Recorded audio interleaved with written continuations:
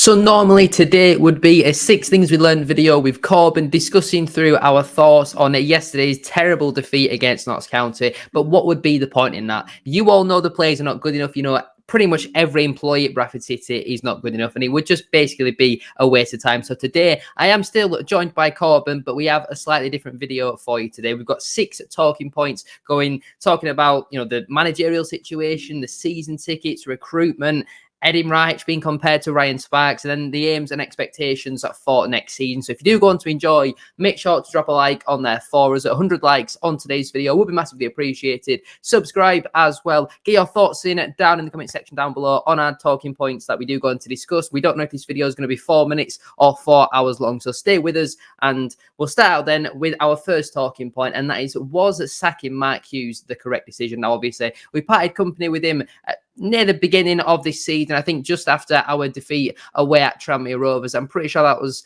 the first time we'd been defeated back-to-back in the league in nearly a year. I think it was a good 9 or 10 months. And Mike Hughes was given the chop. Ryan Sparks decided that he wasn't the man. And after yesterday's defeat, a lot of people were saying, you know, you don't really know what you have until it's gone, and maybe reminiscing about the Mike Hughes era. But I'm still very much of the opinion that sacking Mike Hughes was the right decision. You know, his football, for the large part, was frustrating to watch. You know, considering where Tranmere were in the table at the time, it was a very disappointing result, was that one, losing at home to Walsall. And his style of play was very frustrating. You couldn't really get behind it at home because it was all well and good having 60, 70, even sometimes 80% possession, but we weren't really creating many chances. And you look at last season and how successful last season was compared to every other season we've had in League Two. But Andy Cook scored 31 goals, 28 in the league. That was going to be near enough impossible for him to replicate this season. I still think he will hit 20, maybe 25, depending on how our remaining 10 games or so go. I don't know how many we've got left. I don't really care. The quicker this season finishes, the better. But I still am very much of the opinion that sacking Mike Hughes was the right decision. I don't think there was enough to get behind. You know, you look at him this season and he didn't really seem to have that hunger in him. You know, the amount of times where he'd just be sat in the dugout, not doing anything. And that was so frustrating. You look at the way he wanted to completely rip up how we were playing last season, go with something different this season. It didn't work for our first few games. Then he wanted to completely rip that up and go back to last season. It ended up that we had this massively oversized squad. And don't get me wrong, Stephen Gent took a lot of flack for that, because not only, I feel like you can blame the amount of signings on Mike Hughes, but you can still blame the quality on Stephen Gent. And I know he's only got a certain budget to work to, and I would much rather we had a smaller squad with better players in. But the team on the whole, there's just not much quality in there. And I know at this moment in time, we've got, you know, a couple of significant players out injured for probably the remainder of the season, like Alex Patterson, like Jake Young. And Mike Hughes falling out with Jake Young was quite significant at the start of the season. We all saw what Jake Young did in the first half of the campaign with Swindon, and yes, Dan Kemp massively helped with that, but Hughes falling out with him, and it wasn't just him that he fell out with. It seemed like he fell out with a few players. Selling Matty Folds was a criminal decision looking back on that. You know, while Lewis Richards has had some good games for us, I feel like recently he's been quite poor. Liam Ryder was never the answer, and shipping out Matty Folds to bring in Talaji Bola was a stupid decision. I don't know, not every manager is going to get every single decision right. I think that's pretty much impossible for a manager to get every transfer decision right, but that one was a real howler. And I still, like I say, I'm firmly of the opinion sacking Mike Hughes was the correct decision. We'll get on to point number 2 about whether Graham Alexander being appointed was the correct decision, but my personal opinion is I stand by the fact Mike Hughes should have been sacked. Personally, I'd give him to November. I think all of Kevin McDonald's games, as well as we played, the results we got were good and positive. I'd give him to November and add those games. And I said in September that if you are going to sack Hughes, I don't want to see a caretaker come in and get a few wins and then it delays a new manager come in. I wanted the new manager come into a quick bounce of games. It's the start to the season was slow, like you said. He was lacking a bit of passion and hunger at the start of the season compared to last season. When he first came into a club, there was a lot of momentum, and obviously the way the season ended last season, it wasn't great, and there was going to be a bit of a setback to start. But you look at other teams like Stockport, they lost in the final, and yeah, they didn't start so well. And you could draw parallels that, you know, they stuck with Challoner at the start of the season, and now they're up near the top. I don't think it would have gone that way, because us and Salford, you know, sort of stuck near the bottom now. But he said, you know, in last season, that his teams end the season quite well. Obviously we didn't, but maybe that's something he looked at in pre-season to try and work on that. I don't know. Obviously injuries. I think at one point for around a month we had about I think Cook were injured, Smith were injured, and Oliver injured around the same time. So we had Derbyshire and Defoe starting up front, which obviously wasn't ideal for him. It showed how we were reliant on Andy Cook. I felt like as well the players sort of stopped playing for him. I felt there were games where, like Newport, Wrexham in the Cup, there were a couple of other good wins we had, and then we never followed it up. And now they've gone and done the same for Alexander at times this season, and McDonald. And I think that's just the character of the players. And then, like I say, it comes back to recruitment. We haven't recruited the right character. He had the final say on a lot of the players, so he'd have had a good look at them, but Gents sent him. And he had that final say, and he had the choice on them. And he were a big part in bringing in 30 odd players in the summer, and now we've got a squad that doesn't really suit any style of play. And like I say, changing to a three at the back was obviously another big decision that you'd say he got wrong. But like I say, I do feel like he was maybe a bit, maybe it was a bit unfair him getting sacked so early. I never really agree with manager getting sacked before November. And if that was his first season, he started so badly, I don't think he would have got sacked. I felt like he would have got more time. And we've seen with Ryan Sparks countless of times that he's a bit cowardly with his managers. As soon as they get a bad one, as soon as it starts turning his way, he's very quick to fire the gun at the man who's in charge. Yeah, and you make a very, very good point there. Ryan Spike very rarely backs his managers. The only time he did that, he sacked him 2 or 3 weeks later after giving him another year's extension on his contract. But Mike Hughes, that's like I say, I still definitely do think sacking him was the right decision, whether it was at the time we did or even a month later. I don't think he was the man to get us promoted. But the problem was the way we went about recruiting a new manager, waiting, I think, just over a month or around about a month to appoint Graham Alexander. Kevin McDonald was in interim charge and certainly didn't do a bad job for his first proper managerial spell. But it's publicly known that Graham Alexander was not our first choice. Danny Cowley and Nicky Cowley, it seemed like they were coming in. It was almost imminent, really. They'd spoke to Ryan Sparks and then at the last minute had a major U-turn with it. And maybe they saw something that potentially Alexander hasn't. And I feel like with Alexander, I mentioned it in my video when we announced him, that we kind of just got the best of what was left. I think it's pretty common knowledge that we'd inquired about getting Richie Wellens in from Leyton Orient, but that never really materialised, and I don't really blame him. And Alexander was kind of we just had to pick up what you got. Beggars can't be choosers at times, and obviously we started out a couple of poor games, then we went on a really good run. I feel like that first run is a little bit overhyped. He didn't really play anyone and beat anyone that really massively stands out for me. A couple of kids in the AFL Trophy, and I think a win against Forest Swaine and a couple of ones like that. Nothing really stood out to me. Maybe the win away at Gillingham. Then we went on a bit of an iffy run around Christmas, New Year sort of period. I mean, the January run was absolutely shocking, and I feel like Alexander, you compare to someone like a Lee Johnson, very streaky. We go on a winning run, then go on a major losing run. After that losing run, we went on a very good run then, beat Wrexham away from home, first side to win there and keep a clean sheet in over 50 games, battered promotion favourites MK Dons at home, and picked up another couple of good results in there. Then we didn't play for a little bit, and since then our form has completely fallen off a cliff. And you look at our last 3 games at home, 10 goals conceded, 1 scored. It's simply unacceptable. I don't care who we're playing. Mansfield are a good side, Notts County are a good side. Notts County are in horrendous form. They hadn't won and kept a clean sheet all calendar year. We're in nearly the end of March. That's simply unacceptable. And like I say, Alexander, I don't think ever was the right appointment, but who else could we go and get? Because everybody knows Bradford City's a poison chalice. The decent manager's going to have maybe one conversation maximum with Ryan Sparks and realise he's a little bit of a clown, and then they're not going to come here. And Alexander, because he had a poor start to the season with MK Dons, I feel like he wanted to prove that he could still do it at League 2 level.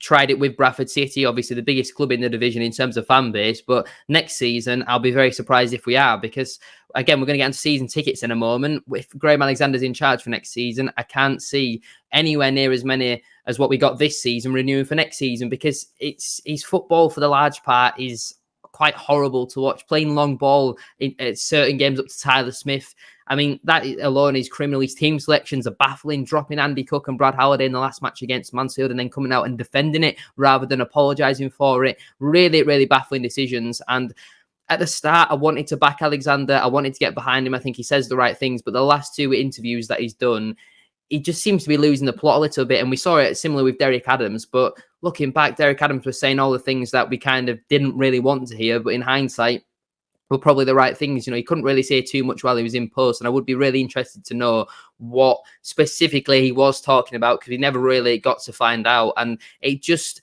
seems to be a massive rinse and repeat every year or 18 months, where we get a manager in, we give him a transfer window or two, let him bring his own players in, and then we sack him because he's gone on a little bit of a dodgy run.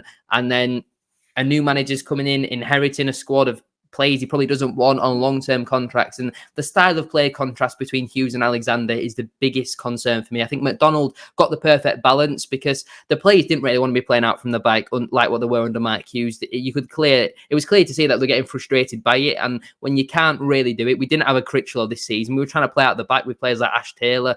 I mean, it was never really going to work. We've seen that now. We've been going more direct under Graham Alexander. Players like Matty Platt have been thriving under that. And I do think for the large part, it suited us. But we're now playing too direct. And it's anytime we get the ball, it's hoof it up to Andy Cook and hope he wins it. But he's not a target man. His tactics are wrong. He don't think he knows his best team. He certainly, for some reason, likes to not really use some of the younger players. Like his treatment of players like Bobby Poynton and Adam Wilson are absolutely baffling. They've proven that they're more than good enough to be in this side, and yet he's picking Tyreek Wright week in, week out, which has been shocking since he's come back in. And he's not the only one. Liam Rideout gets picked week in, week out, and he's proven year after year he's simply not good enough. And there's many other players as well. Graham Alexander, for me, I don't think he was the right decision. I don't think he should have been brought in, but when you look at what was available, we didn't really have much choice, to be honest. Yeah. Do you think a pre-season, a transfer window, getting in the right players, do you think it could turn it around then going into next season? I don't think so. I feel like because the fan base is so disconnected with the football club, unless we get off to a flyer and win 8 of our first 10 games, I don't think the fan base will be able to get behind him, because, like I say, he seems to be really streaky. If we go on a losing streak at the start of the campaign, then we're in the exact same situation again, looking for a new manager, and it's just the same managerial merry-go-round. I personally don't think he is the man to get us out of League Two, unless it's maybe to the National League. Yeah, well, it's a sort of affairs, and like you say, a lot of people are getting divided with it, but a lot of people are turning on Alexander recently, and I can definitely see the reasons for and against that. For him going, like you say, tactically, looking inept and looking like we're getting outdone every game. I think the midfield's the biggest problem at the minute. Our teams are just running through us, and team selections, playing players who are fit to play, and we're getting outdone by them, like Gilead, complaining about a bit of fatigue, and then he gets injured, and you could see for all game he were blowing, and what we're done about it when you've got McDonald on the bench. His football isn't the most easiest on the eye. I think when you're winning and it looks fluid and there's clear patterns, like we had sort of in February with the MK Dons Wrexham wins. You could see what we're going on, and that's what leads me to think that in pre-season transfers, get the right players in the right character, you can build off that. But if we don't get the momentum going now and it keeps going how it is, then managers are being sacked for a lot worse, like we're on about last time with Mark Hughes. He only lost 2, like you said, in however many months, nearly a year. So Alexander, it's unacceptable at the minute, and he's got a lot to turn it around. The options that we had to make it, was it a right decision to bring him in? We're probably, you sacked Hughes at the beginning of October, and then there were Mike Williamson available before he went to MK Dons when Alexander was sacked. He was the man we should have gone for. I feel like you probably could have convinced him. Obviously, football not too dissimilar to Mark Hughes. Like you said, the contrast between Alexander and Hughes is, light and day, and that's the problem. We don't have a structure, and if we sack Alexander now or at the beginning of next season, the next manager is going to be completely different again. So for me, I think stick with him, get him to bring his players in, see what he can do then, because we just need some stability. I thought Mark Hughes would bring that, but again, I think it would be cowardly to not back him. I mean, we've mentioned next season briefly. Our next talking point in today's video is, should you renew your season ticket? Now, don't listen to us do whatever you want at the end of the day. It's just a discussion point at the end of the day. Obviously, the season ticket prices have been increased for next season. I think I think I'm right in saying every category has gone up by £50 apart from junior. I might be wrong, but definitely the adult has gone up to £250 this season, or £249.99, whatever it is. It's gone up. That's the most important thing that you need to take away from it. And I could understand why they've done that. Should they have done it at the end of last season? Yes, because you look at where we are now. I feel like even if it was, the previous price of the season that we're currently in that you'd pay for, fans would probably be like, well, I'm not really going to bother. There's nothing really to get behind. We've not got the momentum going into next season. And when Mike Hughes came in for, the couple of games towards the end of the 21-22 season, we saw glimpses, when we were playing with Pereira, Walker, Vernam and Angle. That front four, we could get behind that. And obviously Charles Vernam unfortunately moved on. But you could clearly see what we were building towards. Whereas under Graham Alexander, I don't really see what we are building towards. We're trying to play this sort of nasty, long ball, win your second balls, win your duels sort of football, but it's not working. And when it doesn't work, the fan base is getting frustrated and more fans are getting annoyed and disappointed with Alexander.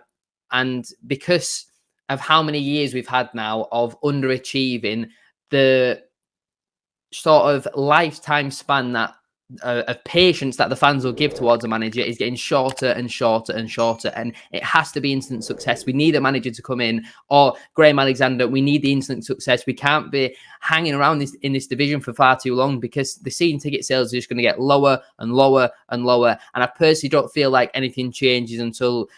I don't even necessarily think the new ownership is, the biggest problem. I personally believe, the CEO, Ryan Sparks, is so out of his depth. It's unbelievable. The way that he's spending this money that we're generating through all the commercial deals and all that sort of stuff, whether it's on players or, renovating a stadium, which we don't even own, it's baffling, really, really baffling. And seeing ticket sales next season, will they be into five figures? I don't think so. I don't think we get 10,000 season ticket holders next season, especially if we carry on the way that we're currently going. Because, what was the day yesterday? Maybe 5,000 Bradford fans, 6,000. I know it's a Tuesday night and you're not going to get as many as normal, but you look at the end of last season when we're getting 20,000 for 2 or 3 games, well over 20,000. We sold out for a couple as well. I think we sold out for the Leyton Orient game on the final day of the season and then against Carlisle in the playoffs. And you look at now where you could probably close the upper tier of the main stand of the Cop. You probably don't need Midland Road open. You could genuinely fill Bradford City just with the bottom of the Cop and the bottom of the main stand. And while this season it's probably a bonus for the club because people might be paying for iFollow whilst they've already paid for the season tickets, but next season people are not going to be paying for them season tickets, especially with the price increase. And don't get me wrong, I understand why the club have put the prices up. And I think the big concern and alarming factor for the football club should be that the amount of people who I've seen on social media saying they've been supporting the club for 20, 30, 40, 50 years, who've been seeing ticket holders for all that time, who won't be renewing for next season. You haven't just lost the day trippers, you're losing the hardcore fan base. And that should be a major concern to the football club. And maybe Ryan Sparks is trying to dress it up and make it really rosy, like what he always likes to do, potentially to Stefan Rupp. And hopefully Rupp saw at the weekend that frustration wasn't because we lost 5-1 at home. That result had been coming. It's been coming for years because we're just going backwards constantly. We had a decent season last year because we had 2 unbelievable performances in Andy Cook and Harry Lewis. But this season, it's been simply unacceptable. We've had a couple of decent moments, but on the whole, our home form this season has been abysmal. What have we won, 5 or 6 games at home all season? That is embarrassing. You're going to be nowhere near the playoffs. And for me personally, I will still renew my season ticket because, I like making the content and I like being there and it's just part of my routine really. But it feels like more of a chore at the moment rather than something to enjoy going to Valley Parade. It's, a real not nice place to be honest with you. Yesterday there wasn't a single chant sung by the Bradford fans. You just look at it, it just looks so dull, deflated, and that sums up Bradford City over the last couple of years because the fan base are just completely given up. They've lost all hope now. Yeah, it's awful to read and hear that in it because, like you said, just going back to last season, we had a lot of momentum to go into that and a bit of positivity for once in a while, and now. This has probably been up there with one of our worst seasons in recent history because it's been constant up and down, but the down's been really down, and we've been flirting towards the bottom end of the table. Is it should you renew, do what you want, really. But I mean, I will, and the prices don't bother me because I won't be paying for it. It'll be my dad, so I'm fine. But yeah, obviously the price is going up with the cost of living. It's obviously a factor for people to consider. Are you getting value for money? No, you're not. Is it still good value? You probably say it is because it's still the second cheapest in the EFL, is it? Which is still good when you look at Tramu. I think theirs is what, £400 or something ridiculous like that. It's up near that end of it anyway. So in terms of that, it's not bad. But when you see the performances on the pitch, when you see that there's nothing to buy into, when you go home and you're depressed, people are finding better things to do. You've got, I mean, I personally, after Saturday, I had a concert after 500 feet. It was worse because we lost 5-1. But if you cut the football side out of it, that's a really good day. And a lot of people, would find more of that to do and couldn't easily spend the money on somewhere else. I mean, that cost £15 for me, and if you do that every Saturday, you get a much more reward from that. And people will be finding more of that to do. You've got commitments, you've got, just life in general that come into play as well. So yeah, it's sad to hear all that, but if you want to renew. If you don't, then it don't make you any less of a fan because you're still a Bradford City fan and you've still devoted all your time, money, and effort into supporting this football club, but never really pays it back. Yeah, I would definitely agree with that. We'll move on then to our fourth talking point of today's video. Why has our recruitment been so bad since around 2017? You look at the 18-19 season, which is really where they started from. On paper, we did actually make some good signings there. Yes, we lost Charlie White, but we replaced him with Owen Doyle, who on paper was a really, really good signing. He's done very well with Oldham, and year upon year upon year, we've made some good signings, but for the large part, the majority of them haven't worked out, and they can all be bad players. Yes, you're not going to get every single signing right. That never happens at any football club. Even Man City, who spend all the money in the world, it doesn't necessarily mean that all your signings are going to work out. But it still should mean that you get a good 60, 70, 80% of them right. You can't have a 20% success rate, which is probably what I would estimate Bradford City's recruitment has been over the last couple of seasons. You look at players that we've brought in, and then by the time it comes to the end of their contract, how many of them have we been desperate to keep? I remember at the end of Mike Hughes' first season when we had Vernon, Watt, and Paudie O'Connor all out of contract. They're the only three that I really remember the fans being desperate to keep. And in the end, we don't really miss any of them too much. I feel like we replaced Charles Vernon on paper with Harry Chapman. Has he given the same output? Probably not. Elliot Watt was replaced by Richie Smallwood. Very different type of midfielders. Maybe Ryan East a bit better of a comparison. Again, that one didn't really work out. Ryan East, for some reason, didn't get the game time, even though I thought he was a decent addition, if I'm honest with you. And then also Paudie O'Connor, who I think I would absolutely love back at the football club. A real captain and one of the best captains I would say we've had since maybe a Gary Jones, because we've had a lot of very, very poor leaders since he left the football club.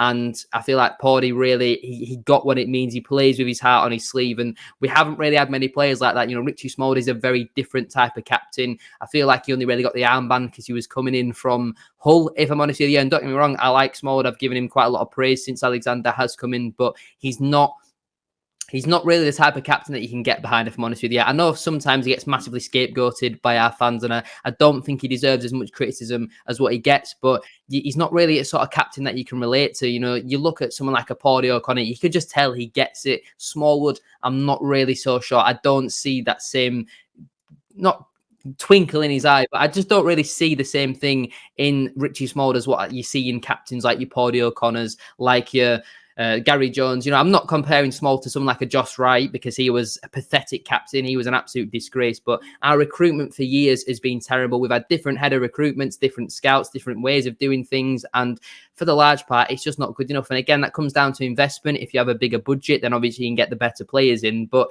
we seem to have gone down this route of trying to sign players between the 21 sort of age category to 26, 27 and giving them 2-3 year contracts to hopefully try and prove themselves, but they haven't already proved themselves. And they come to Bradford City, maybe don't work out for the first year or two, and then by year 3, which is when they might come good, we've already then shipped them out because the fans are already fed up of them. And whilst players like Clark Adore and Tyler Smith this season have had good purple patches, for the large part, they've been pretty underwhelming. And, you think we've got another 2 years of them minimum plus the option of a further year.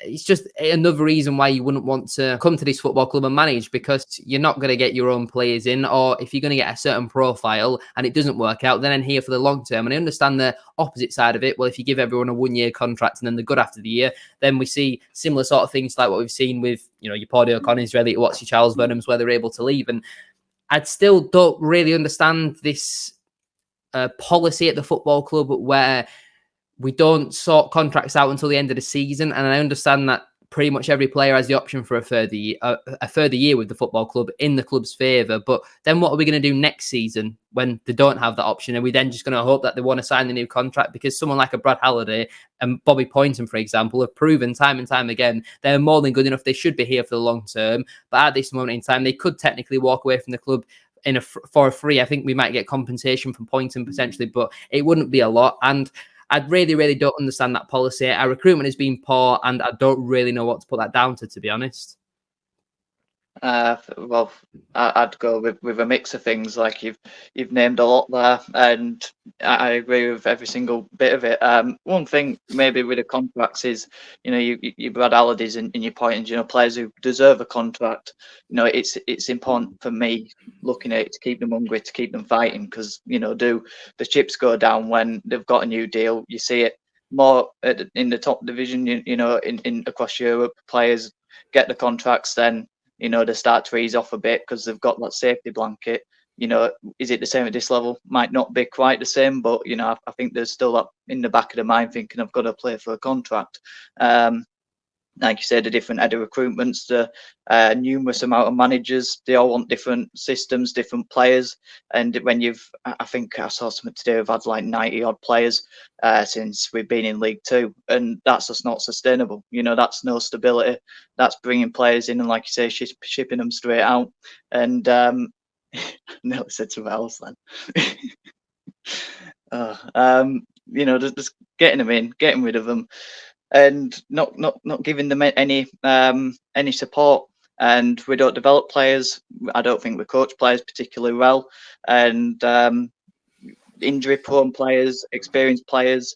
There's just a massive mix that we've got.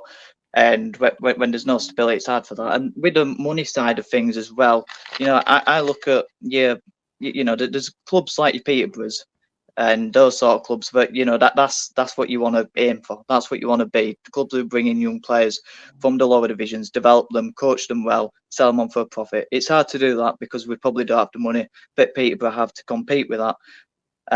But then you can go with a similar model, but self-sustainable in Rotherham, who consistently go up League One Championship, don't have a lot of money, consistently like lowest spenders in the Championship, but are competitive and have good and bad seasons consistently, and the fans can get behind it. And they don't have a lot of money, but they buy the right players, the right characters, the stick with managers. And for me, that is one of the best ways to go about owning a football club if you don't have the money. And that's probably the structure we're aiming for. But year after year, we get it consistently wrong.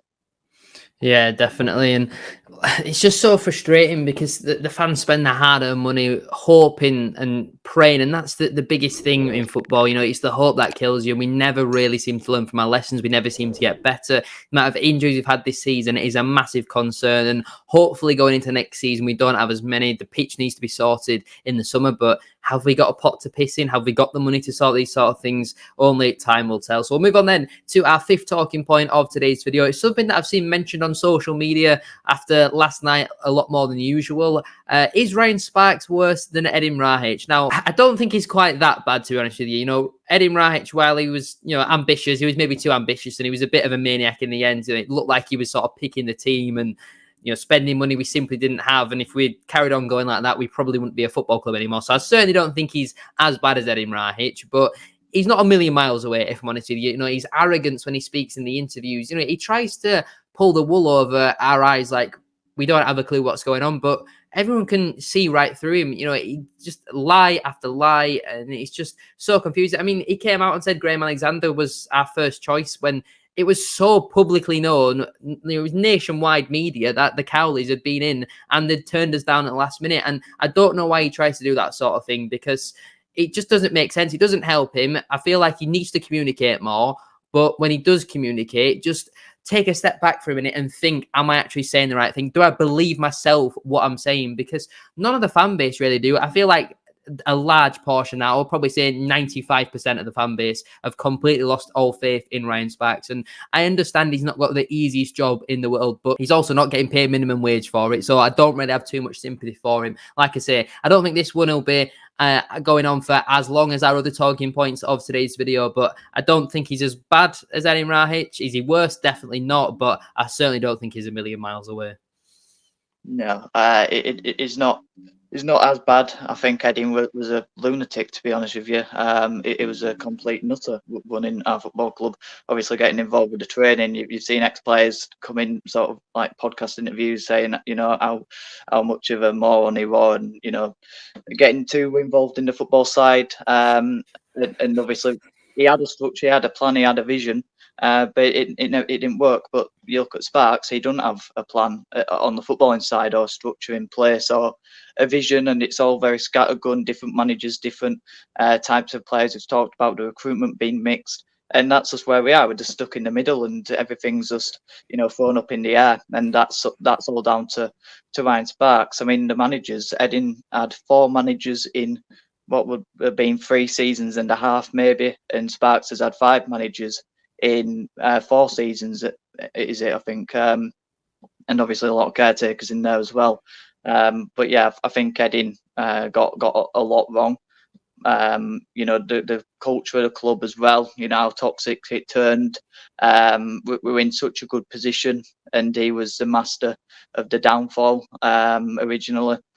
And the problem is Ryan Sparks had to come and pick that up. Commercially, he's done a brilliant job. I think everyone would agree that, you know, he couldn't have done much more on that side. And that's where you look at the guy above him as well. Can you put a structure in place to help us on the footballing side? But he just don't care. He just sees that, oh, well, we're getting a bit of money coming in. You know, he's doing really well at keeping the club going. You know, stay up, don't go bust, and that's us, and that's a sad reality of it. And you know, going back to season tickets, why would you want to buy a season ticket for a football club that's run on the model of stay up and don't go bust? So yeah, for me, there was a structure in place with Edin. He got it massively wrong. Sparks, there's no footballing structure in place for me, but it's clear to see, and nothing to buy into. But if I had to choose, I'd probably slightly lean that Ryan Sparks is a slightly more sensible CEO than Edin. Yeah, I mean, in terms of their egos, they're probably very similar, but I certainly don't think that Ryan Sparks is going to run the club into the ground like what Edin Rahic was potentially going to do. We'll move on then to our final talking point of today's video. Thank you for sticking with us so far. What are the aims or expectations for next season? Now, the aims for me has to be to win the league. Anytime Bradford City are in League Two, the aim has to be to win the league. The expectation, I don't really care, to be honest with you.